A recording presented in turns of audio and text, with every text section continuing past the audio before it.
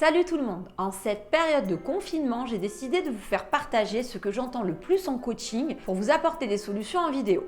J'ai donc pu constater que depuis le début du confinement, il y a essentiellement 4 difficultés rencontrées par les couples confinés ensemble qui ressortent énormément. Première difficulté. L'un des deux reste centré sur lui. C'est sûr qu'en plein confinement, on peut se dire que l'on va être H24 collés ensemble, sauf que contre toute attente, il y a des couples qui se plaignent de ne rien partager avec leur conjoint ou leur conjointe parce qu'ils sont bien trop centrés sur eux avec leur occupation personnelle. Monsieur fait du bricolage toute la journée ou reste sur sa console, quand madame aurait tout de même voulu profiter un peu plus de lui. Alors déjà, il faut savoir et reconnaître que c'est quand même plus féminin de faire ce genre de reproche.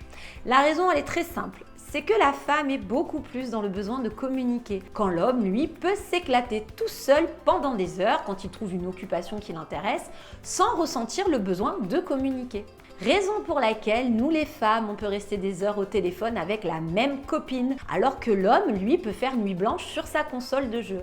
La solution, c'est de comprendre que ce n'est pas parce qu'il ne vient pas vers nous qu'il n'en a pas envie. C'est juste que concentré sur son occupation, ça peut paraître dingue, mais il y pense même pas. C'est pour ça qu'il ne faut pas avoir peur de lui demander de partager du temps, tout simplement. Bah dis donc, c'est devenu tes meilleurs potes, hein, tes outils, t'as plus qu'à faire un apéro avec ce soir. Non, ça marchera pas. Il vaut mieux dire, je sais que tu as des occupations, tout comme moi d'ailleurs, mais bon, on pourrait aussi profiter un petit peu pour faire des trucs à deux, comme une partie de cartes par exemple. En bref, non seulement lui proposer, mais en plus lui suggérer quoi partager. Et oui, parce que juste, ça serait bien qu'on fasse un truc tous les deux, il risque de vous répondre oui, et continue à faire ce qu'il fait. Deuxième difficulté, je me rends compte que nous sommes franchement pas faits pour être ensemble.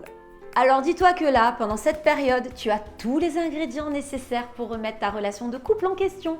Vu que tu ne peux plus sortir, évacuer le trop-plein, lâcher la pression, ce qui d'habitude te permet de relativiser, dédramatiser. Tu ne peux que voir, focaliser, décortiquer les défauts de ton ou ta partenaire. Non seulement tu vas extrapoler ce que tu avais déjà constaté avant le confinement, mais alors là, tu peux être sûr que tu vas en découvrir d'autres. Sauf que le confinement, ce n'est pas la vraie vie. En fait, tu vas avoir tendance à te focaliser sur ces défauts, sur tout ce qui te pompe l'oxygène et sur des points que tu avais déjà relevés avant, mais que jusque-là, tu avais réussi à dépasser, à occulter, sauf que là, tu peux plus. Au point de te dire, non, c'est sûr. Là, la fin du confinement, je le ou la quitte. Oui, sauf que c'est pas la réalité. Faut dédramatiser. Le confinement, c'est juste un temps. Et puis, faut pas croire qu'avec un ou une autre partenaire H24 ensemble, ça se passerait forcément mieux. Il ou elle aura aussi des défauts ou des choses en tout cas qu'on supporterait pas. Je ne dis pas que pour certains, ce confinement ne va pas leur permettre de conforter le ressenti qu'ils avaient déjà depuis longtemps. Mais je dis quand même méfiance. Ce n'est ni le moment selon moi, ni la période pour prendre une telle décision parce que quoi que tu en penses, tu manques forcément d'objectivité. Pour donc tenter d'aider ceux qui se retrouvent dans cette description, on peut inverser sa façon de réfléchir. De toute façon, on est confiné. Je n'ai pas d'autre choix que de devoir le ou la supporter. Je peux aussi prendre la décision de faire en sorte que ça se passe le mieux possible. En fait, ça sert à rien, là maintenant, de vouloir régler les comptes, crever des abcès. Parce qu'à 3 semaines de confinement, j'ai 2 ou 3 doutes sur vos capacités de gérer le fond et la forme de votre communication. Donc, quand bien même aujourd'hui vous êtes convaincu que vous n'êtes pas fait pour être ensemble, rien n'empêche d'essayer quand même un minimum de passer du bon temps ensemble. Troisième difficulté, là où tout le monde parle de baby boom dans 9 mois, nous, on n'a jamais eu aussi peu d'intimité. Eh oui, mais c'est que le sexe, c'est pas une question de claquement de doigts. Il y a aussi un côté cérébral. Nous ne sommes pas des robots. Tu peux comprendre que pour certains, ne rien faire de la journée ou le fait que chaque jour se ressemble quand même beaucoup, c'est pas fait pour arranger leur libido. Il faut pas le prendre pour soi, mais comprendre que c'est juste une question d'atmosphère et de dynamique journalière. Si tu as vraiment envie d'avoir un peu plus d'intimité, faut pas être gêné ou mal vivre le fait que tu devras peut-être un peu plus, en effet, le ou la stimuler avec ce contexte. Ce qui se passe n'a rien à voir avec ton pouvoir séduction. Quatrième difficulté, accepter que l'autre a des occupations auxquelles toi, tu n'adhères pas du tout. C'est que là, tu vas devoir respecter que vous n'avez pas toujours les mêmes centres d'intérêt.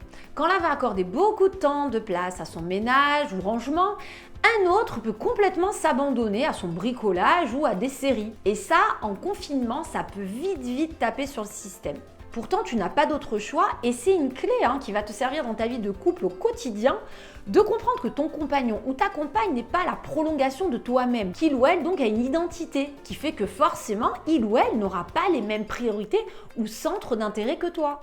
Je voudrais donc vous faire remarquer qu'au sujet des 4 difficultés qu'on vient d'aborder, pour chacune d'entre elles, c'est la compréhension et l'acceptation du mode de fonctionnement de notre partenaire qui en fait nous amène à avoir la tolérance nécessaire pour sortir indemne de cette période de confinement. Allez, j'espère que cette vidéo va renforcer vos liens. Une très belle pensée, encore un grand merci à tous nos soignants. Pensez à vous abonner à la chaîne et à mettre un petit like. N'hésitez pas à commenter la vidéo en témoignant justement de ce que vous traversez en ce moment.